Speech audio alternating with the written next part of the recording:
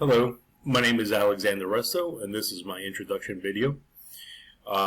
In terms of the needs that will be addressed by this course, I'm looking to take this course to get a better understanding of resource development and use the course and apply it to future courses within the program. In terms of the wisest decision that I've ever made, I would say that would be to pursue my education and continue with graduate education. Biggest lesson that I've ever learned in life is that you should always treasure your time with loved ones, family, and friends.